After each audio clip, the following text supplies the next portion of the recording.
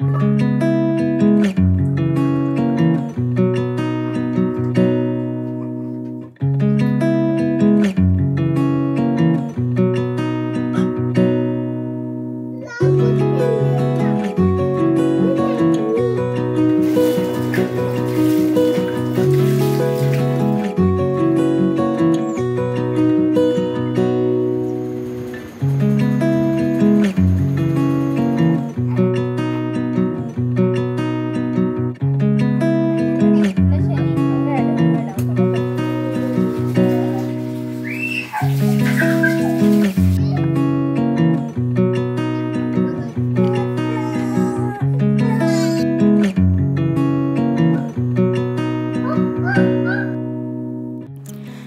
All, ಹೇಗಿದ್ದೀರಾ ಎಲ್ಲರೂ? Welcome back to my channel. ತುಂಬ ದಿನದ ನಂತರ ಅಗೇನ್ ಒಂದು ವಿಡಿಯೋನ ಅಪ್ಲೋಡ್ ಮಾಡ್ತಾ ಇದ್ದೇನೆ. ಇದು ನನ್ನ ಒಂದು ಫುಲ್ ಡೇ ರೂಟೀನ್ ಹೇಗೆ ಇದೆ ಅಂತ ಹೇಳಿ. ಕಂಪ್ಲೀಟಾಗಿ ಅಲ್ಲ, ಬಟ್ ಆದಷ್ಟು ನಾನು ಎಷ್ಟು ಕವರ್ ಮಾಡಲಿಕ್ಕೆ ಆಗ್ತದೆ ಅಷ್ಟನ್ನು ಕವರ್ ಮಾಡಿ ನಿಮಗೆ ತೋರಿಸ್ತಾ ಇದ್ದೇನೆ. ಸೊ ಇಲ್ಲಿ ನಾನು ಬೆಳಿಗ್ಗೆಯಿಂದ ವಿಡಿಯೋ ಶೂಟನ್ನು ಸ್ಟಾರ್ಟ್ ಮಾಡಿದ್ದೇನೆ. ಈಗ ಬೆಳಿಗ್ಗೆ ಒಂದು 7:30 ಆಗುವಾಗ ಸಿಯೋನ್ ಆಲ್ರೆಡಿ ಎದ್ದಿದ್ದಾನೆ. ಸಿಯೋನನ್ನು ಎಬ್ಬಿಸಿ ಹಸ್ಬೆಂಡ್ ಬ್ರಷ್ ಎಲ್ಲ ಮಾಡಿಸಿ ಬ್ರೇಕ್ಫಾಸ್ಟ್ ಎಲ್ಲ ಕೊಟ್ಟಿದ್ದಾರೆ. ಸೊ ನಾನು ಮತ್ತು ಮಗು ಇವನು ಅಂದರೆ ರಾತ್ರಿ ಮಲಗೋದಿಲ್ಲ, ಹಾಗಾಗಿ ನಾವು ಮಲಗುವಾಗನೇ ಲೇಟ್ ಆಗಿತ್ತು. 6 o'clock ನಂತರ ಮಲಗೋದು, ಹಾಗಾಗಿ ಸ್ವಲ್ಪ ಲೇಟಾಗಿ ಎದ್ದೇಳುವಂಥದ್ದು. ಸೊ ಈಗ ಒಂದು 7:30 ಎಲ್ಲ ಆಗುವಾಗ ಇವೊಂದು ಡೈಪರ್ ಎಲ್ಲ ಚೇಂಜ್ ಮಾಡಿ ಬೆಡ್ಡೆಲ್ಲ ಸ್ವಲ್ಪ ಕ್ಲೀನ್ ಮಾಡಿ ವಾಶ್ ಮಾಡಲಿಕ್ಕಿರುವಂತಹ ಬಟ್ಟೆಯನ್ನೆಲ್ಲ ಸಪ್ರೇಟ್ ಮಾಡಿ ತಗೊಳ್ತಾ ಇದ್ದೇನೆ. ಈಗ ಸ್ವಲ್ಪ ಹೊತ್ತು ಇವನು ಎಚ್ಚರ ಇರ್ತಾನೆ. ಈಗ ಡೈಲಿ ಈ ಒಂದು ರುಟೀನ್ ಇದೇ ಥರ ಇದೆ. ಆಲ್ಮೋಸ್ಟ್ ಈಗ ಸೆಟ್ ಆಗ್ತಾ ಬಂದಿದ್ದಾನೆ. 1 month ಆಗಿದೆ, ಈಗ 1 month 5 days ಆಗಿದೆ. ಸೊ ಈಗ ಇವನು ಬೆಳಿಗ್ಗೆ ಟೈಮ್ ಸ್ವಲ್ಪ ಹೊತ್ತಿಗೆ ಎಚ್ಚರ ಇರ್ತಾನೆ. ಅದರ ನಂತರ ಮಲಗಿದರೆ ಮತ್ತೆ ಇಡೀ ದಿನ ಮಲಗುವಂಥದ್ದೇ. ಸಂಜೆ ಸ್ವಲ್ಪ ಹೊತ್ತು ಹೀಗೆ ಹೊರಗೆಲ್ಲ ಕರ್ಕೊಂಡು ಹೋದರೆ ಸ್ವಲ್ಪ ಎಚ್ಚರಿಕೆ ಇರ್ತಾನೆ, ಇಲ್ಲಾದರೆ ಮಲಗೋದೆ. ಈಗ ಹಸ್ಬೆಂಡ್ ಕೂಡ ಹೋಗಿದ್ದಾರೆ. ಇನ್ನು ಸರಿಯಾಗಿ ಅಂದರೆ ಮಂಜು ಸ್ವಲ್ಪ ಇದೆ, ಸರಿಯಾಗಿ ಬೆಳಕಾಗಲಿಲ್ಲ, ಸರಿಯಾಗಿ ಸನ್ರೈಸ್ ಇನ್ನೂ ಕೂಡ ಆಗಲಿಲ್ಲ. ಈಗ ನಾನು ಬ್ರಷ್ ಮಾಡಿ ತಗೊಳ್ತೇನೆ ಅಂತ ಹೇಳಿ ಇಲ್ಲಿ ಬ್ರಷ್ ಮಾಡುವಲ್ಲಿ ಒಂದು ಬೆಡ್ ಕೂಡ ಇದೆ, ಖಾಲಿ ಬೆಡ್. ಅದರ ಮೇಲೆ ಇಟ್ಟರೆ ಸ್ವಲ್ಪ ಹೊತ್ತು ಸುಮ್ಮನೆ ಇರ್ತಾನೆ. ಮತ್ತು ಸ್ವಲ್ಪ ಅಟೆನ್ಷನ್ ಬೇಕು, ಯಾರಾದರೂ ಮಾತಾಡಬೇಕು, ಇಲ್ಲಾದರೆ ಯಾರಾದರೂ ಕೈ ಹಿಡಿದು ಕೂರಬೇಕು, ಇಲ್ಲಾದರೆ ಗೊತ್ತಾಗ್ತದೆ ಯಾರೂ ಸಹ ಹತ್ತಿರ ಇಲ್ಲ ಅಂತ ಹೇಳಿ.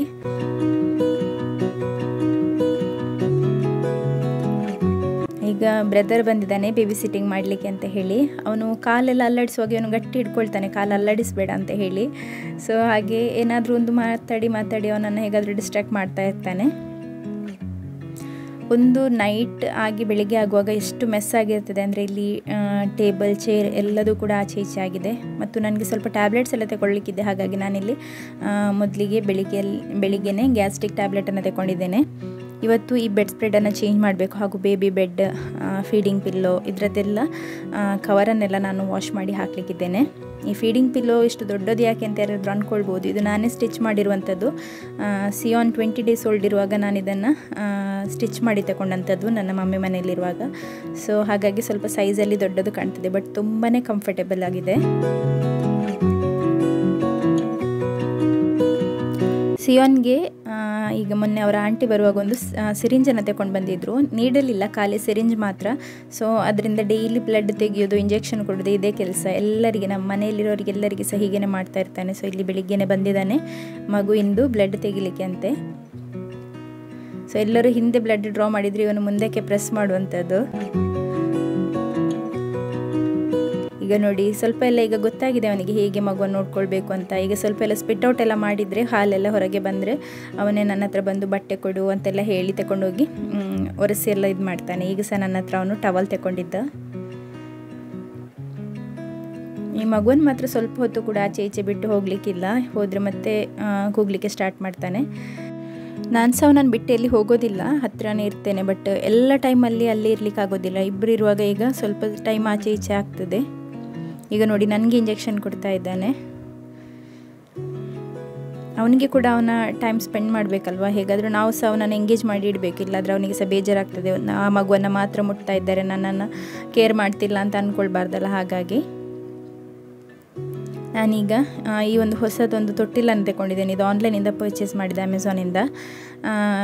ಹ್ಯಾಂಗ್ ಮಾಡುವಂಥದ್ದು ವಿಂಡೋಗೆಲ್ಲ. ನಮಗೆ ಬೇರೆ ಎಲ್ಲೂ ಹ್ಯಾಂಗ್ ಮಾಡಲಿಕ್ಕೆ ಸ್ಪೇಸ್ ಇರಲಿಲ್ಲ, ಹಾಗಾಗಿ ವಿಂಡೋಗೆ ಹ್ಯಾಂಗ್ ಮಾಡುವಂಥದ್ದನ್ನು ತರಿಸಿ ತಗೊಂಡಿದ್ದೇನೆ. ಇದು ನೆನ್ನೆ ಬಂದದಷ್ಟೇ.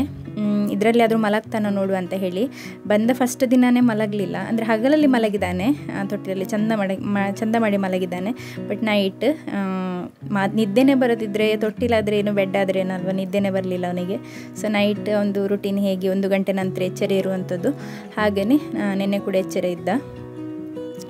ಬೆಳಿಗ್ಗೆ ಮುಂಚೆ ಸಿಯೋಂದು ನನಗೇನು ಟೆನ್ಷನ್ ಇಲ್ಲ. ಹಸ್ಬೆಂಡ್ ಅವನನ್ನು ಎಬ್ಬಿಸಿ ಬ್ರಷ್ ಎಲ್ಲ ಮಾಡಿಸಿ ಬ್ರೇಕ್ಫಾಸ್ಟ್ ಎಲ್ಲ ಕೊಟ್ಟು ಫ್ಯಾಕ್ಟ್ರಿಗೆ ಹೋಗ್ತಾರೆ. ಸೊ ನನಗೆ ಅವನದು ಟೆನ್ಷನ್ ಇರೋದಿಲ್ಲ. ಕೆಲವೊಂದು ದಿನ ಮಾತ್ರ ಹಸ್ಬೆಂಡ್ಗೆ ಬೇಗ ಹೋಗಲಿಕ್ಕಿದ್ರೆ ಅವನು ಎದ್ದೊಳ್ಳಲಿಲ್ಲ ಆದರೆ ಮಾತ್ರ ನನಗೆ ಇರುವಂಥದ್ದು. ಸೊ ಈಗ ನೋಡಿ ಅವನಿಗೆ ಅವನ ಮಡ್ಲಲ್ಲಿ ಇಡಬೇಕಂತೆ. ಈ ಬೇಬಿದು ಬಮ್ ಮಾತ್ರ ಅವನ ಮಡ್ಲಲ್ಲಿ ಇಡ್ಲಿಕ್ಕೆ ಆಗುವಂಥದ್ದು, ಅಷ್ಟೇ ಚಿಕ್ಕವನು ಅವನು ಸಹ ಚಿಕ್ಕವನಾಗಿರೋದ್ರಿಂದ ಅವನಿಗೆ ಕೂರಿಸ್ಕೊಳ್ಬೇಕಂತ ಎಲ್ಲ ತುಂಬ ಆಸೆ ಉಂಟು. ಬಟ್ ಆಗೋದಿಲ್ಲ. ಸ್ವಲ್ಪ ಹೊತ್ತಿನ ನಂತರ ಹೇಳ್ತಾನೆ, ಇವನು ಸ್ವಲ್ಪ ಭಾರ ಇದ್ದಾನೆ ಕಾಣ್ತದೆ, ಸ್ವಲ್ಪ ತೆಗಿತೀರಾ ಅಂತ ಕೇಳಿ ನಮ್ಮ ಹತ್ರನೇ ಹೇಳ್ತಾನೆ. ಅವನಿಗೆ ಅಂದರೆ ಮಗು ಚಿಕ್ಕದಿದ್ರು, ಮಗುವಿನ ವೆಯ್ಟ್ ಏನು ಹೆಚ್ಚಿಲ್ಲ, 4.5 kg ಆದರೂ ಸಹ ಅವನಿಗೆ ಅದು ಹೆಚ್ಚಂತ ಅನ್ನಿಸ್ತದೆ. ಈಗ ನಾನು ಕಿಚನಿಗೆ ಬಂದಿದ್ದೇನೆ ಬ್ರೇಕ್ಫಾಸ್ಟ್ ತಿನ್ನಲಿಕ್ಕೆ ಅಂತ ಹೇಳಿ. ಸಿಯೋನಿಗೆ 1 ದೋಸೆ ಕೊಟ್ಟಂಥದ್ದು, ಅದರಲ್ಲಿ ಅರ್ಧ ದೋಸೆ ಅಲ್ಲೇ ಇದೆ. ಇನ್ನು ತಿನ್ನು ಅಂತ ಹೇಳಿದ್ದಕ್ಕೆ ಬೇಡ ಹೇಳಿದೆ. ಇನ್ನು ನಾನು ಎಂತ ಸಹ ಕೊಡೋದಿಲ್ಲ, ಹಸಿವಾಗಲಿಕ್ಕೆ ಅಂತ ಹೇಳಿ ಬಿಡ್ತೇನೆ. ಏನಾದರೂ ಮಧ್ಯದಲ್ಲಿ ತಿನ್ನಲಿಕ್ಕೆ ಕೊಟ್ಟರೆ ಮಾತ್ರ ಹಸಿವಾಗೋದಿಲ್ಲ, ಇಲ್ಲಾದರೆ ಹಸಿವಾಗ್ತದೆ. ನಾನು ಇಲ್ಲಿ ಬರುವಾಗ ಜೋರು ಅಳ್ಳಿಕ್ಕೆ ಸ್ಟಾರ್ಟ್ ಮಾಡಿದ್ದೆ, ಹಾಗಾಗಿ ನಾನು ಪುನಃ ಹೋಗಿ ಇವನನ್ನು ಎತ್ಕೊಂಡು ಬಂದಿದ್ದೇನೆ. ಸೊ ಇಲ್ಲಿ ಒಂದು ಕಪ್ಪಲ್ಲಿ ಕುಡಿತಾ ಇದ್ದೇನೆ ನಾನು. ಇಷ್ಟು ದಿನ ನಾನು ಸ್ಟೀಲ್ ಲೋಟದಲ್ಲಿ ಕುಡಿತಾ ಇದ್ದೆ, ಇವಾಗ ಕಪ್ಪನ್ನು ಚೇಂಜ್ ಮಾಡಿದ್ದೇನೆ, ಈ ಕಪ್ಪಲ್ಲಿ ಕುಡಿಯುವ ಅಂತ ಹೇಳಿ. ಯಾಕಂದರೆ ಈಸಿ ಆಗ್ತದೆ ನನಗೆ. ಒಂದು ಕೈಯಲ್ಲಿ ಮಗು ಎಲ್ಲ ಇದ್ದಾಗ ಅದೇ ಕೈಯಲ್ಲಿ ಪುನಃ ಮುಟ್ಲಿಕ್ಕೆ ಕಿರಿಕಿರಿ ಅಲ್ವಾ ಲೋಟ ಆದರೆ. ಸೊ ಕಪ್ಪಾದರೆ ಅಷ್ಟೊಂದು ಕಿರಿಕಿರಿ ಅನಿಸಲ್ಲ ಅಂತ ಹೇಳಿ ಅದನ್ನು ತಗೊಂಡು ಬಂದಿದ್ದೇನೆ.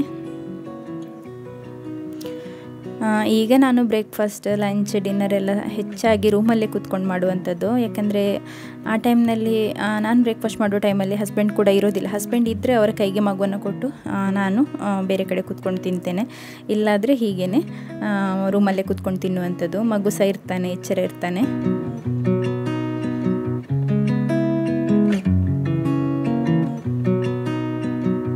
ಇವತ್ತು ನಮಗೆ ದೋಸೆ ಮತ್ತು ಕರಿ ಅಂತ ಇರಲಿಲ್ಲ, ಹಾಗಾಗಿ ನಾನಿಲ್ಲಿ ಚಹಾ ಮತ್ತು ದೋಸೆಯನ್ನು ತಿಂತಾ ಇದ್ದೇನೆ. ಡೆಲಿವರಿ ಆಗಲಿಕ್ಕೆ ಮುಂಚೆ ಮಾತ್ರ ಆರಾಮದಲ್ಲಿ ಕೂತ್ಕೊಂಡು ತಿನ್ನಲಿಕ್ಕೆ, ಡೆಲಿವರಿ ಆದ ನಂತರ ಎಲ್ಲದೂ ಕೂಡ ಸ್ನಾನದಿಂದ ಹಿಡಿದು ಬೇರೆ ಎಲ್ಲದೂ ಕೂಡ ಫಟಾಫಟ್ ಮಾಡಿ ತಗೊಳ್ಬೇಕು. ಸೊ ನಂದಿಲ್ಲಿ ದೋಸೆ ಕೂಡ ನಾನು ಮೊದಲಾದರೆ ಚಿಕ್ಕದಾಗಿ ಕಟ್ ಮಾಡಿ ದೋಸೆಯನ್ನು ತಿಂತಾ ಇದ್ದೆ, ಬಟ್ ಈಗ ರೋಲ್ ಮಾಡಿ ತಿಂದಿದ್ದೇನೆ, ಫಟಾಫಟ್ ಆಗಿ ಹೋಗಲಿ ಅಂತ ಹೇಳಿ. ಸೊ ಅಷ್ಟಾಗುವಾಗ ಇಲ್ಲಿ ಬೇಬಿ ಮೋಷನ್ ಪಾಸ್ ಮಾಡಿದ್ದಾನೆ. ಸೊ ಇದನ್ನೆಲ್ಲ ಕ್ಲೀನ್ ಮಾಡಿ ಇನ್ನು ಅವನಿಗೆ ಡೈಪರ್ ಫ್ರೀ ಟೈಮ್. ನೈಟಿಂದ ಬೆಳಿಗ್ಗೆ ತನಕ ನಾನು ಡೈಪರನ್ನು ಯೂಸ್ ಮಾಡ್ತೇನೆ. ಆಮೇಲೆ ಸ್ವಲ್ಪ ಹೊತ್ತು ಡೈಪರ್ ಫ್ರೀ ಟೈಮ್. ನೆಕ್ಸ್ಟ್ ಅವನ ಸ್ನಾನ ಎಲ್ಲ ಆದ ನಂತರ ಅಗೇನ್ ಅವನಿಗೆ ಡೈಪರನ್ನು ಹಾಕಿಸ್ತೇನೆ. ಸೊ ಇಲ್ಲಿ ಇವನನ್ನು ಹಾಗೇ ಡೈಪರ್ ಫ್ರೀ ಆಗಿ ಬಿಟ್ಟು ನಾನಿಲ್ಲಿ ನೆಕ್ಸ್ಟ್ ಸ್ವಲ್ಪ ಕೆಲಸಗಳಿದೆ. ಈ ತೆಗೆದಂತಹ ಬೆಡ್ಶೀಟ್ಸ್ ಎಲ್ಲ ಏನಿದೆ ಅದರಲ್ಲಿ ಕೆಲವೊಂದನ್ನು ಮಿಷಿನಿಗೆ ಹಾಕ್ತೇನೆ, ಕೆಲವೊಂದನ್ನು ಮಾತ್ರ ಕೈಯಲ್ಲಿ ತೊಳೆದು ಹಾಕ್ತೇನೆ. ನಿನ್ನೆ ನೈಟಿದು ಬಟ್ಟೆ ಮತ್ತು ನಿನ್ನೆ ಹಗಲಲ್ಲಿ ಸಂಜೆ ಯೂಸ್ ಮಾಡಿದಂತಹ ಮಗುವಿನ ಬಟ್ಟೆಗಳೆಲ್ಲ ತುಂಬ ಇದೆ. ಅದನ್ನೆಲ್ಲ ಸರ್ಫಲ್ಲಿ ನೆನೆಯಲಿಕ್ಕೆ ಹಾಕಿದರೆ ಸ್ವಲ್ಪ ಹೊತ್ತಲ್ಲಿ ವಾಶ್ ಮಾಡಿ ತಗೊಳ್ಬೋದು. ಕೆಲವೊಮ್ಮೆ ನಾನು ನೈಟೇ ಹಾಕಿ ಬಿಡ್ತೇನೆ. ನಿನ್ನೆ ನೈಟ್ ಆಗಿರಲಿಲ್ಲ, ಸೊ ಇವಾಗ ನೆನೆಸಲಿಕ್ಕೆ ಹಾಕ್ತಾ ಇದ್ದೇನೆ. ಬಟ್ಟೆ ಎಷ್ಟು ಕೂಡ ಬೀಳ್ತದೆ. ಇಷ್ಟು ದಿನ ನನಗೆ ಒಬ್ಬರು ಹೆಲ್ಪ್ ಮಾಡ್ತಾಯಿದ್ರು. ಅಂದರೆ ಈಗ ಒಂದು ವಾರ ಆಯಿತು ಅವರು ಬರದೆ. ನನಗೆ ಕರೆಕ್ಟ್ ಮಗುವಿಗೆ 1 ತಿಂಗಳಾಗುವವರೆಗೆ ಅವರು ಬಂದಿದ್ದರು. 1 ತಿಂಗಳು ಆಲ್ಮೋಸ್ಟ್ ತುಂಬ ತನಕ ಬಂದಿದ್ದರು. ಅದರ ನಂತರ ನಾನೇ ಮಾಡ್ತಾಯಿದ್ದೇನೆ ಇವಾಗ. ಸೊ ನೆಕ್ಸ್ಟ್ ಇನ್ನು ಮಗುವನ್ನು ಎಣ್ಣೆ ಹಚ್ಚಿ ಸ್ನಾನ ಮಾಡಿಸಬೇಕು.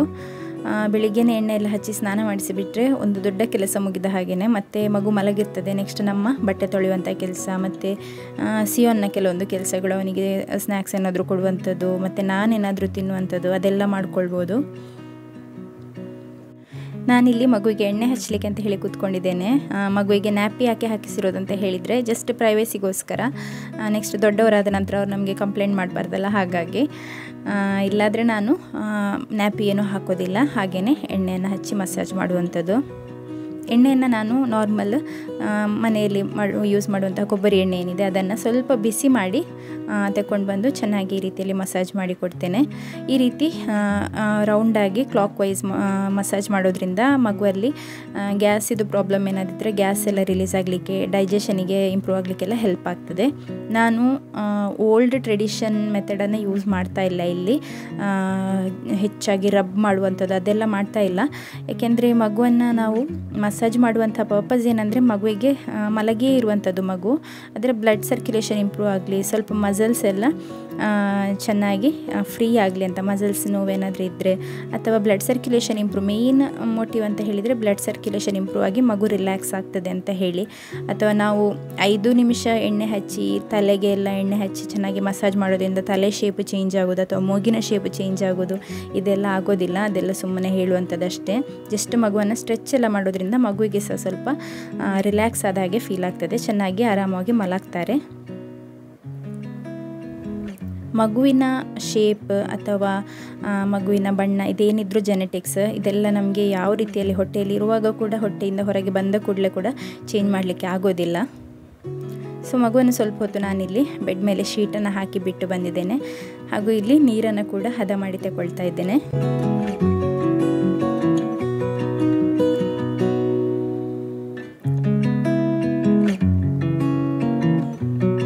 ಇಲ್ಲಿ ನಾನು ಬಟ್ಟೆಯನ್ನು ಹಾಕಿ ತಗೊಂಡಿದ್ದೇನೆ ಒಂದು ಚಿಕ್ಕ ಸ್ಟೂಲ್ನ ಕೆಳಗೆ, ಯಾಕಂದರೆ ಅದು ತುಂಬಾ ಜಾರ್ತದೆ, ಪ್ಲಾಸ್ಟಿಕ್ ಇದಾಗಿರೋದ್ರಿಂದ ಗ್ರಿಪ್ ಕೂಡ ಇಲ್ಲ. ಸೇಫ್ಟಿಗೋಸ್ಕರ ಆ ರೀತಿ ಒಂದು ಬಟ್ಟೆಯನ್ನು ಹಾಕಿ ತಗೊಂಡಿದ್ದೇನೆ.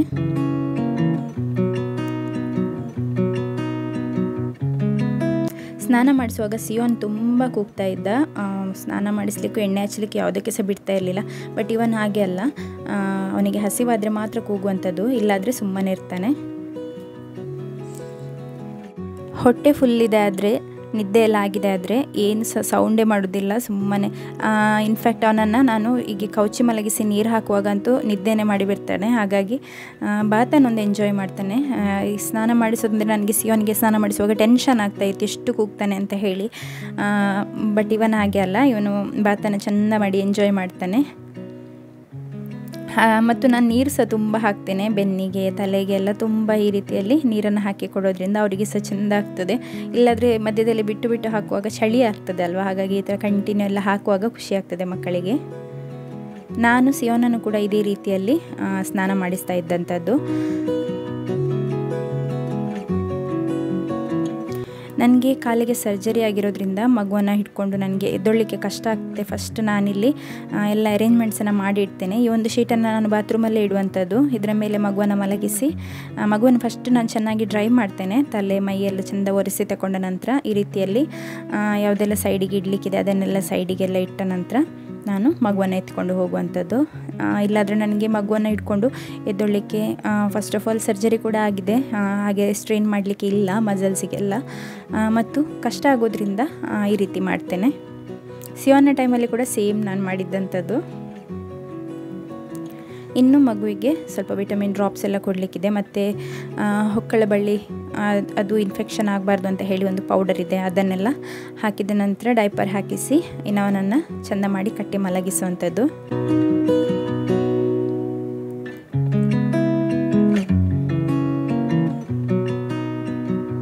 ಇವನಿಗೆ ನಾನು ಆಲ್ರೆಡಿ ಫೀಡ್ ಮಾಡಿದ್ದರಿಂದ ಸುಮ್ಮನಿದ್ದಾನೆ, ಇಲ್ಲಾದರೆ ಸ್ವಲ್ಪ ಅಳ್ತಾನೆ, ಹಸಿವಾಗ್ತಾ ಇರ್ತದೆ ಅಲ್ವ ಮಕ್ಕಳಿಗೆ, ಯೂರಿನ್ ಪಾಸ್ ಮಾಡ್ತಾನೆ ಇರ್ತಾರೆ ಮಕ್ಕಳು. ಹಾಗಾಗಿ ನೆಕ್ಸ್ಟ್ ಸ್ವಲ್ಪ ನೇಸಲ್ ಡ್ರಾಪ್ಸ್ ಕೂಡ ಹಾಕಿ ಕೊಟ್ಟಿದ್ದೇನೆ, ಯಾಕಂದರೆ ಫ್ಯಾನಿನ ಗಾಳಿ ಡೈರೆಕ್ಟಾಗಿ ಬೀಳುವಾಗ ಮಕ್ಕಳಿಗೆ ನೋಸ್ ಬ್ಲಾಕ್ ಆದಾಗೆ ಆಗ್ತದೆ. ಹಾಗಾಗಿ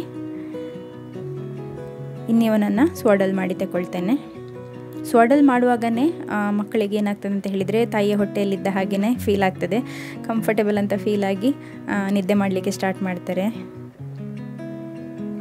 ಸೊ ಈಗ ನೋಡಿ ಅವನ ಕಣ್ಣು ಮುಚ್ಚಿ ಮುಚ್ಚಿ ಹೋಗ್ತಾ ಉಂಟು ನೋಡಿ, ಆಲ್ಮೋಸ್ಟ್ ಕಣ್ಣಂತೂ ಫುಲ್ಲು ಮುಚ್ಚಿದ್ದಾನೆ ಈಗ.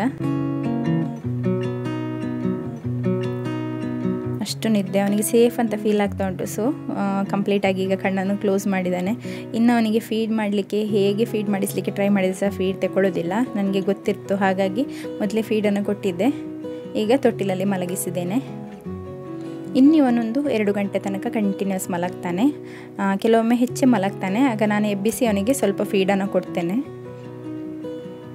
ಸೊ ಈ ರೀತಿಯಲ್ಲಿ ಇದೆ ನೋಡಿ ಸ್ವಿಂಗ್, ಕಿಟಕಿಗೆ ಹೀಗೆ ಹಾಕಿಟ್ರೆ ಸ್ಪ್ರಿಂಗ್ ಕೂಡ ಇದೆ, ಸೈಡಿಗೆ ಕೂಡ ನಾವು ಸ್ವಿಂಗ್ ಮಾಡಿ ಮಲಗಿಸ್ಬೋದು.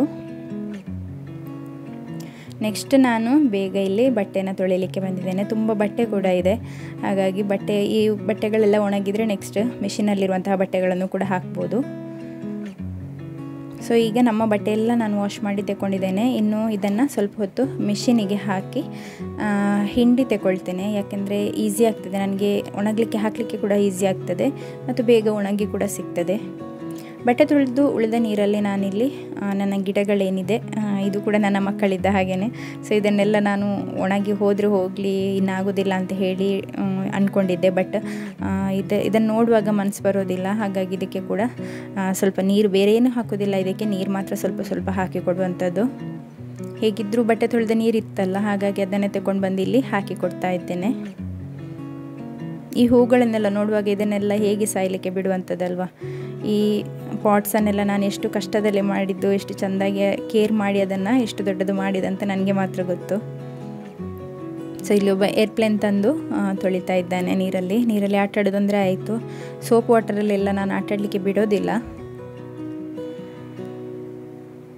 ಸೊ ನಿನ್ನೆ ನಾನು ಸಂಜೆ ಸೋಫಾದು ಕವರೆಲ್ಲ ವಾಷಿಂಗ್ ಮಿಷಿನಲ್ಲಿ ಹಾಕಿದ್ದೆ.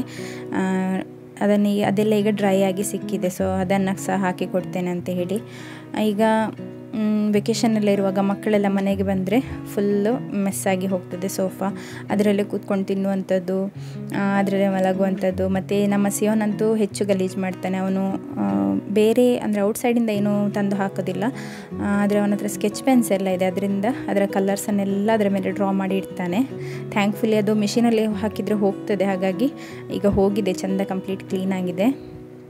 11:30 ಆಗುವಾಗ ಬಂದಿದ್ದಾನೆ ಇಲ್ಲಿ, ಹಸಿವಾಗ್ತಾ ಉಂಟು ಅಂತ ಹೇಳಿ. ಹಾಗಾಗಿ ನಾನಿಲ್ಲಿ ಸ್ವಲ್ಪ ಜಾಮನ್ನು ಹಾಕಿ ದೋಸೆಯನ್ನು ಕೊಟ್ಟಿದ್ದೇನೆ. ಸೊ ಈಗಲೂ ಕೂಡ ಮಲ್ಕೊಂಡಿದ್ದಾನೆ. ನಾನೊಂದು 12 ಗಂಟೆ ತನಕ ವೆಯ್ಟ್ ಮಾಡಿದೆ. ಈಗ ಒಂದು 12:15 ಆಗ್ತಾ ಉಂಟು. ಹಾಗಾಗಿ ನಾನಿಲ್ಲಿ ಇವನನ್ನು ಎಬ್ಬಿಸು ಅಂತ ಹೇಳಿ, ಬೆಳಿಗ್ಗೆ ಮಲಗಿಸಿದ್ದಲ್ವ, ಇದನ್ನು ಬಿಚ್ಚಿ ಫ್ಯಾನನ್ನು ಫಾಸ್ಟ್ ಹಾಕಿದರೆ ಮಾತ್ರ ಎದ್ದೊಳ್ಳುವಂಥದ್ದು. ನೋಡಿ ಈಗಲೂ ಸಹ ಎಚ್ಚರಿಕೆ ಆಗಲಿಲ್ಲ, ಬಿಚ್ಚಿದ್ರೆ ಸಹ. ಈಗ ನಾನು ಎಬ್ಬಿಸ್ತಾ ಇದ್ದೇನೆ. ಗಟ್ಟಿ ನಿದ್ದೆ, ಇದೇ ನಿದ್ದೆ ರಾತ್ರಿ ಮಾಡಿದರೆ ನನಗೆ ಸಹ ಮಲಗ್ಬೋದು. ಬಟ್ ಈಗ ನೋಡಿ ಎಷ್ಟು ಚೆಂದ ಮಲಗ್ತಾ ಇದ್ದಾನೆ. ಈಗ ಸ್ವಲ್ಪ ಎಚ್ಚರಿಕೆ ಆಯಿತು.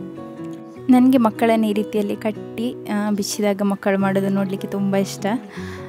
ಸೊ ಹೀಗೆ ಒಂದು ಸ್ವಲ್ಪ ಎಚ್ಚರ ಆಗಲಿಕ್ಕೆ ಬಿಡುವಂಥದ್ದು. ನೆಕ್ಸ್ಟ್ ಕೂಗಲಿಕ್ಕೆ ಸ್ಟಾರ್ಟ್ ಮಾಡ್ತಾನೆ ಎಚ್ಚರ ಆದರೆ. ಆದ ನಂತರ ಫೀಡನ್ನು ಕೊಟ್ಟು ಪುನಃ ಮಲಗಿಸಬೇಕು. ಸೊ ಈಗ ಕೂಗಲಿಕ್ಕೆ ಸ್ಟಾರ್ಟ್ ಮಾಡಿದ್ದಾನೆ. ಡೈಪರ್ ಕೂಡ ಎಂಥ ಗಲೀಜು ಮಾಡಲಿಲ್ಲ ಮತ್ತು ಯೂರಿನ್ ಕೂಡ ಪಾಸ್ ಮಾಡಲಿಲ್ಲ. ಗಟ್ಟಿ ನಿದ್ದೆ ಅಲ್ವ ಹಾಗೆ. ಸೊ ಈಗ ಪುನಃ ಮಲಗಿದ್ದಾನೆ. ಈಗ ನೆಕ್ಸ್ಟ್ ನಾನು ಸಿಯೋನನ್ನು ಊಟ ಮಾಡಿಸ್ತಾ ಇದ್ದೇನೆ. ಇವನಿಗೆ ಊಟ ಮಾಡಿಸಿದ ನಂತರ ನಾನು ಊಟ ಮಾಡುವಂಥದ್ದು.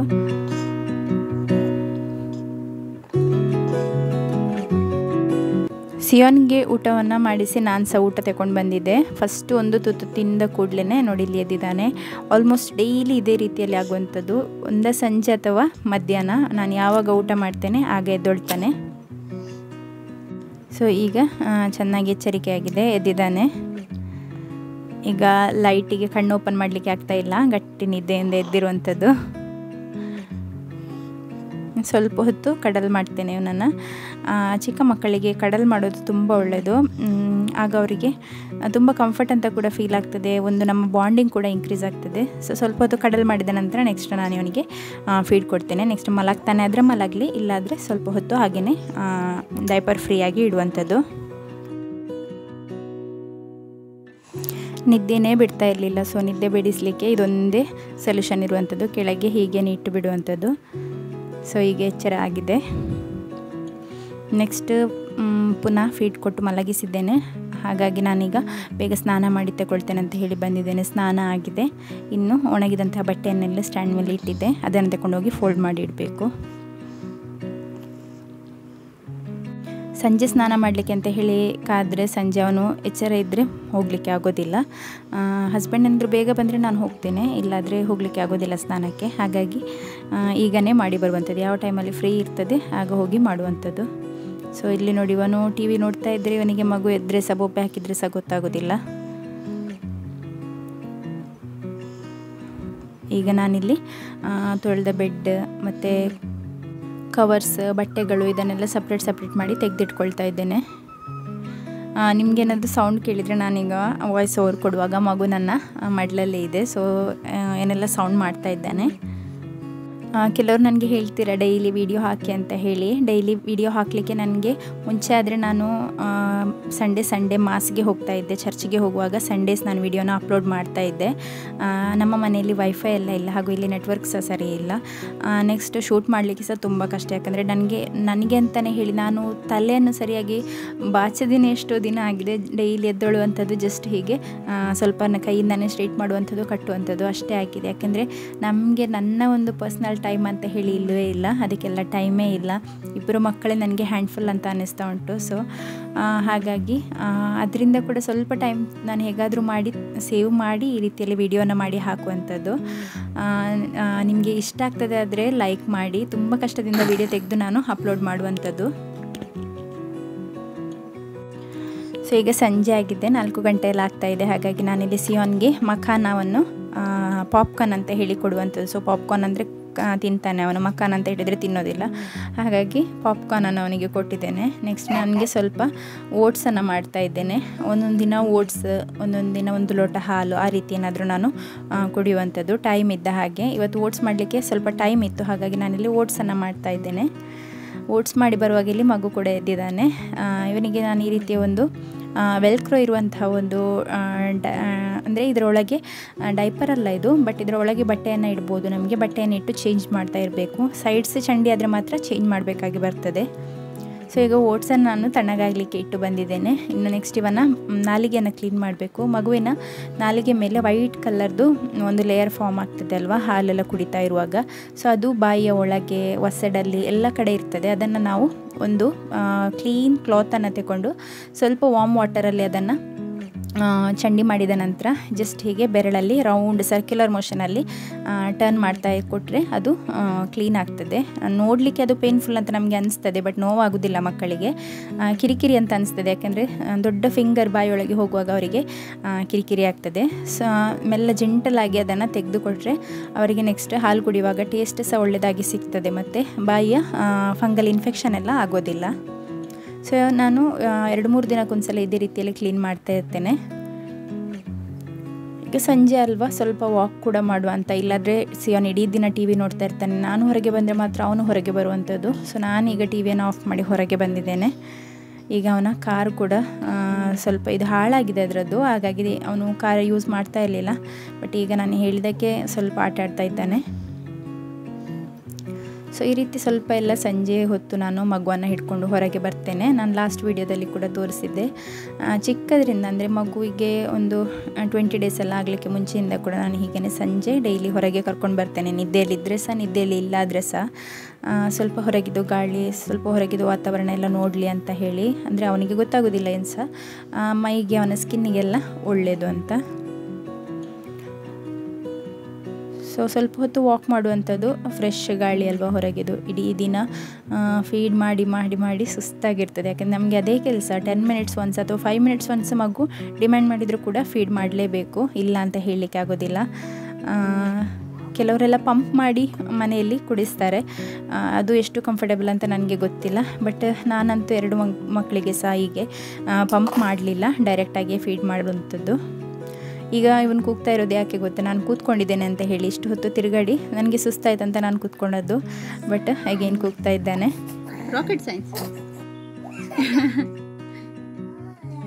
ಸಂಜೆ ಆದ ಕೂಡಲೇ ಈಗ ಹೊರಗೆ ಅಂತೂ ತುಂಬ ಸೊಳ್ಳೆ ಇದೆ, ಕೂತ್ಕೊಳ್ಳಿಕ್ಕೇ ಆಗೋದಿಲ್ಲ. ಈಗ ಒಂದು 5:30 ಎಲ್ಲ ಆಗ್ತಾ ಉಂಟು. ಸೊ ಇನ್ನು ಒಳಗೆ ಹೋಗುವಂಥ ತುಂಬ ಸೊಳ್ಳೆ ಇದೆ. ಸಿಯೋನ್ ಇದ್ದರೆ ಇರಲಿ ಹೊರಗೆ, ಬಟ್ ಚಿಕ್ಕ ಮಗುವನ್ನು ನಾನು ಒಳಗೆ ಕರ್ಕೊಂಡೋಗಿ ಮಲಗಿಸಿದ್ದೆ. ನೆಕ್ಸ್ಟ್ ಈಗ 7 ಗಂಟೆ ಎಲ್ಲ ಆಗ್ತಾ ಇದೆ. ನಾನು ಅದರ ನಂತರ ಏನು ಕೂಡ ವಿಡಿಯೋ ಮಾಡಲಿಲ್ಲ. ವಿಡಿಯೋ ಮಾಡೋದೆಂತ, ನ್ಯೂ ಬೋರ್ನ್ ಇದ್ದ ಮನೆಯಲ್ಲಿ ಒಂದೇ ಕೆಲಸ, ಫೀಡ್ ಮಾಡೋದು. ಆಗಾಗ ಫೀಡ್ ಮಾಡೋದು, ಬರ್ಪ್ ತೆಗೆಯೋದು, ಕ್ಲೀನ್ ಮಾಡುವಂಥದ್ದು, ಮಗುವನ್ನು ಇದೇ ಕೆಲಸ ಇರುವಂಥದ್ದು. ಸೊ ಈಗ ಸಿಯೋನನ್ನು ಸ್ನಾನ ಮಾಡಿಸ್ತಾ ಇದ್ದೇನೆ. ತುಂಬ ಬೊಬ್ಬೆ ಹಾಕ್ತಾನೆ ತಲೆಗೆ ನೀರು ಹಾಕುವಾಗ. ತಲೆಗೆ ನೀರು ಹಾಕೋದು, ಸಾಬೂನು ಹಾಕೋದೆಲ್ಲ ಇಷ್ಟನೇ ಇಲ್ಲ. ಮೈಗೆ ಮಾತ್ರ ಸಾಕು ಅಂತ ಹೇಳ್ತಾನೆ. ಮೈಗೆ ಆದರೆ ಎಷ್ಟು ಸಲ ಬೇಕಾದರೂ ಸ್ನಾನ ಮಾಡ್ತಾನೆ, ತಲೆಗೆ ಮಾತ್ರ ಇಷ್ಟನೇ ಇಲ್ಲ. ಬಟ್ ಇಷ್ಟೆಲ್ಲ ಬೆವರೆಲ್ಲ ಬರುವಾಗ ಬಿಡಲಿಕ್ಕಾಗೋದಿಲ್ಲ ಅಲ್ಲ, ಡೈಲಿ ಸ್ನಾನ ಮಾಡಿಸಲೇಬೇಕು. ಸೊ ಈಗ ಸ್ನಾನ ಆಗಿದೆ. ಹಸ್ಬೆಂಡ್ ಇದ್ದರೆ ಹಸ್ಬೆಂಡ್ ಜೊತೆಗೆ ಹೋಗ್ತಾನೆ. ಇತ್ತೀಚೆಗೆ ಹಸ್ಬೆಂಡಿಗೆ ತುಂಬ ಲೇಟ್ ನೈಟ್ ತನಕ ಕೆಲಸ ಇರೋದ್ರಿಂದ ಅವ್ರು ಬರುವಾಗ ಲೇಟ್ ಆಗ್ತದೆ. ಹಾಗಾಗಿ ನನಗೆ ಟೈಮ್ ಸಿಗುವಾಗ ನಾನೇ ಮಾಡಿಸ್ತೇನೆ. ಸೊ ಈಗ ಬಟ್ಟೆ ತರಲಿಕ್ಕೆ ಅಂತ ಹೇಳಿ ಹೋಗಿದ್ದಾನೆ. ಅವನಿಗೆ ಬೇಕಾದ ಬಟ್ಟೆಯನ್ನೇ ಅವನಿಗೆ ಹಾಕಿಸಬೇಕು, ಇಲ್ಲಾಂದರೆ ಅವನಿಗೆ ಸಮಾಧಾನ ಇಲ್ಲ. ಅಲ್ಲಿ ಹೋಗಿ ಬರೋದ್ರೊಳಗೆ ನೋಡಿ ಇಲ್ಲಿ ಇನ್ನೊಬ್ಬ ಎದ್ದಿದ್ದಾನೆ. ಸೊ ನೆಕ್ಸ್ಟ್ ಇವನಿಗೆ ಪುನಃ ಫೀಡ್ ಮಾಡಬೇಕೀಗ. ನನಗೆ ಇದು ಬೆಡ್ ಮೇಲೆ ಇಟ್ಟಿರೋದ್ರಿಂದ ಮಲಗಿಸ್ಲಿಕ್ಕೆ ತೆಗಿಲಿಕ್ಕೆ ತುಂಬಾ ಕಿರಿಕಿರಿ. ಹೀಗೆ ನಾವು ಸ್ವಲ್ಪ ಬಗ್ಗೆಲ್ಲ ಇಡೋದಾದರೆ ಈಸಿ ಆಗ್ತದೆ, ಬಟ್ ನಿಂತುಕೊಂಡು ಮೇಲೆ ಇಡಲಿಕ್ಕೆ ಸ್ವಲ್ಪ ಕಷ್ಟ. ಬಟ್ ಆದರೆ ಸೇಫ್ ಅಲ್ವಾ, ಮಗುವನ್ನು ಬೆಡ್ ಮೇಲೆ ಇಡೋದಕ್ಕಿಂತ ಇಲ್ಲಿ ಸೇಫ್. ಸೊ ಈಗ ನೈಟ್ ಆಗಿದೆ, 9:30 ಆಗ್ತಾ ಉಂಟು. ಸೊ ನಾನಿನ್ನು ನೆಕ್ಸ್ಟ್ ಈ ಮಗುವನ್ನು ಸ್ವಲ್ಪ ಹೊತ್ತು ಸ್ನಾನ ಮಾಡಿಸಬೇಕು. ಈಗ ಮಗುವನ್ನು ಹಾಗೆಯೇ ಮಲಗಿಸಿದ್ದೇನೆ ಓಪನ್ ಮಾಡಿ, ತುಂಬ ನಿದ್ದೆಯಲ್ಲಿದ್ದಾನೆ. ಈಗ ನಾನು ನೀರನ್ನು ಹದ ಮಾಡಿ ಬರ್ತೇನೆ. ಇವತ್ತು ಬೇಗನೆ ಸ್ನಾನ, ಇಲ್ಲಾದರೆ ಅವನಿಗೆ 10:30 11 ಗಂಟೆಯಲ್ಲಿ ಆಗುವಾಗ ಸ್ನಾನ ಮಾಡಿಸುವಂಥದ್ದು. ಸೊ ಇನ್ನು ನಾನು ಇವಾಗ ಸ್ನಾನ ಮಾಡಿಸುವಂಥದ್ದು ನಾನು ಈ ರೀತಿ ಒಂದು ಟಬ್ಬನ್ನು ತಗೊಂಡಿದ್ದೇನೆ. ಇದು ನನಗೆ ಇನಿಷಿಯಲ್ ಡೇಸಲ್ಲಿ ಯೂಸ್ ಮಾಡಲಿಕ್ಕೆ ಆಗ್ತದೆ ಅಂತ ಹೇಳಿ ನಾನು ತರಿಸಿಟ್ಟಂಥದ್ದು ಆನ್ಲೈನಿಂದ. ಇದರಲ್ಲಿ ನಾನು ನೈಟ್ ಟೈಮು, ಇದರಲ್ಲಿ ಸಂಜೆ ನಾನು ಇದರಲ್ಲಿ ಸ್ನಾನ ಮಾಡಿಸುವಂಥದ್ದು. ಡೈಲಿ ನಾನು ಸಂಜೆ ಕೂಡ ಅವನಿಗೆ ಬಾತ್ ಕೊಡ್ತೇನೆ, ಯಾಕೆಂದರೆ ಒಂದು ಬೆವರು ಬಂದಿರ್ತದೆ ಮತ್ತು ಸ್ಪಿಟೌಟ್ ಎಲ್ಲ ಮಾಡಿರ್ತಾರೆ. ಮಕ್ಕಳಿಗೆ ಕೂಡ ಸ್ವಲ್ಪ ಕಿರಿಕಿರಿ ಅಲ್ವಾ, ಸ್ವಲ್ಪ ಸ್ವೆಟ್ ಎಲ್ಲ ಇದ್ದರೆ. ಹಾಗೂ ನಮಗೆ ಕೂಡ ಒಂದು ಮಗುವಿಗೂ ಕೂಡ ಫ್ರೆಶ್ ಫೀಲ್ ಆಗ್ತದೆ ಮತ್ತು ನಿದ್ದೆ ಕೂಡ ಚೆನ್ನಾಗಿ ಬರಲಿ ಅಂತ ಹೇಳಿ ಈ ರೀತಿಯಲ್ಲಿ ಸ್ನಾನ ಮಾಡಿಸುವಂಥದ್ದು. ಇದರಲ್ಲಿ ಈಸಿ ಆಗ್ತದೆ. ನಾನು ಸೋಪೇನು ಯೂಸ್ ಮಾಡೋದಿಲ್ಲ, ಬಟ್ ಒಂದು ಬಕೆಟಷ್ಟು ನೀರನ್ನು ಈ ರೀತಿಯಲ್ಲಿ ಬೆನ್ನಿಗೆ ಮೈಗೆಲ್ಲ ಹಾಕಿ ಕೊಡ್ತೇನೆ. ತಲೆಗೆ ಡಿಪೆಂಡ್ಸ್, ತುಂಬ ಬೆವರೇನಾದರೂ ಬಂದಿದೆ ಆದರೆ ಮಾತ್ರ ತಲೆಗೆ ಸ್ನಾನ ಮಾಡಿಸ್ತೇನೆ, ಇಲ್ಲಾಂದರೆ ಮಾಡಿಸೋದಿಲ್ಲ ನೈಟ್ ಟೈಮ್.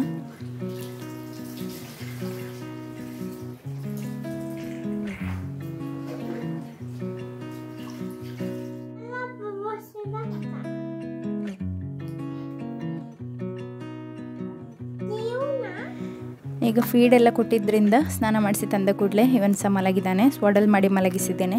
ಈಗ ಸ್ವಾಡಲ್ ಮಾಡಿ ಮಲಗಿಸಿದರೆ 1 ಗಂಟೆ ಆಗುವಾಗ ಎದ್ದೊಳ್ತಾನೆ. ಅದರ ನಂತರ ಖಾಲಿ ರಾಂಪರ್ ಮಾತ್ರ ಹಾಕಿಸುವಂಥದ್ದು, ಬಟ್ಟೆ ಹಾಕಿಸಿ ಬಿಡುವಂಥದ್ದು. ಸೊ ಈಗ ನೋಡಿ ಲೇಟ್ ನೈಟ್ ಇವನಿಗೆ ಕೂಡ ಟಾಯ್ಲೆಟ್ಗೆ ಹೋಗಬೇಕಂತೆ. ಸೊ ಇದೇ ರೀತಿ ಆಗ್ತದೆ. ಮಗು ರೆಸ್ಟ್ ಮಾಡುವಾಗ ನೀವು ರೆಸ್ಟ್ ಮಾಡಿ ಅಂತ ಹೇಳ್ತಾರೆ ಎಲ್ಲರೂ ಸಹ, ಅದು ಪಾಸಿಬಲ್ಲೇ ಅಲ್ಲ. ಸ್ಪೆಷಲಿ ಇನ್ನೊಂದು ಮಗು, ದೊಡ್ಡ ಮಗು ಇದೆ ಆದರೆ ಅದು ಪಾಸಿಬಲ್ಲೇ ಅಲ್ಲ. ತುಂಬ ದೊಡ್ಡವರಾದರೆ ಪರವಾಗಿಲ್ಲ, ಚಿಕ್ಕ ಮಕ್ಕಳಿರುವಾಗ ಆಗೋದಿಲ್ಲ, ಏನಾದರೂ ಒಂದು ಕೆಲಸ ಇರ್ತದೆ. ಸೊ ಅವನನ್ನೀಗ ಟಾಯ್ಲೆಟಲ್ಲಿ ಕೂರಿಸಿ ನಾನೀಗ ನೈಟ್ ಯೂಸ್ ಮಾಡಿದಂಥ ಬಟ್ಟೆಯನ್ನೆಲ್ಲ ನೆನೆಯಲಿಕ್ಕೆ ಹಾಕಲಿಕ್ಕೆ ಮತ್ತು ಆಗ ಯೂಸ್ ಮಾಡಿದಂಥ ಡೈಪರ್ಸನ್ನೆಲ್ಲ ಬಿಸಾಡಲಿಕ್ಕೆ ಹೋಗ್ತಾ ಇದ್ದೇನೆ. ಸೊ ಈಗ ಫೈನಲಿ ಒಂದು 11 ಗಂಟೆ ಆಗುವಾಗ ಚಿಕ್ಕ ಮಗು ಸಹ ಮಲಗಿದ್ದಾನೆ, ದೊಡ್ಡವನು ಸಹ ಮಲಗಿದ್ದಾನೆ. ನಾನು ಸಹ ಬ್ರಷ್ ಎಲ್ಲ ಮಾಡಿ ಬಂದು ಮಲಗ್ತಾ ಇದ್ದೇನೆ. ಡೈಲಿ ಅವನು ನನ್ನ ಜೊತೆ ಬೆಡ್ಡಲ್ಲಿ ಮಲಗುವಂಥದ್ದು. ಅವನನ್ನು ನೆಕ್ಸ್ಟ್ ಹಸ್ಬೆಂಡ್ ತೆಗೆದು ಕೆಳಗೆ ಮಲಗಿಸ್ತಾರೆ. ಇಲ್ಲಿಯೇ ಕೆಳಗೆ ಹಸ್ಬೆಂಡ್ ಮತ್ತು ಮಗು ಕೂಡ ಮಲಗ್ತಾರೆ. ಇವಾಗ ನೋಡಿ ಅವನಿಗೆ ನಿದ್ದೆ ಬರ್ತಾ ಉಂಟು. ಇವತ್ತೇನೋ ಸ್ವಲ್ಪ ಕೋಪ ಬಂದಿದೆ, ಹಾಗಾಗಿ ಕೆಳಗೆ ಮಲಗ್ತೇನೆ ಅಂತ ಹೇಳಿ ಮಲಗಿದ್ದಾನೆ. ಎಷ್ಟೊತ್ತು ಅಂತ ಗೊತ್ತಿಲ್ಲ. ಸೊ ಇವತ್ತಿನ ನನ್ನ ಫುಲ್ ಡೇ ರೂಟೀನ್ ಹೀಗೆ ಇತ್ತು. ಈ ವಿಡಿಯೋ ಇಷ್ಟ ಆದರೆ ಲೈಕ್ ಮಾಡಿ, ಶೇರ್ ಮಾಡಿ ಹಾಗೂ ನನ್ನ ಚಾನಲನ್ನು ಸಬ್ಸ್ಕ್ರೈಬ್ ಮಾಡ್ಕೊಳ್ಳಿ. Thank you so much for watching.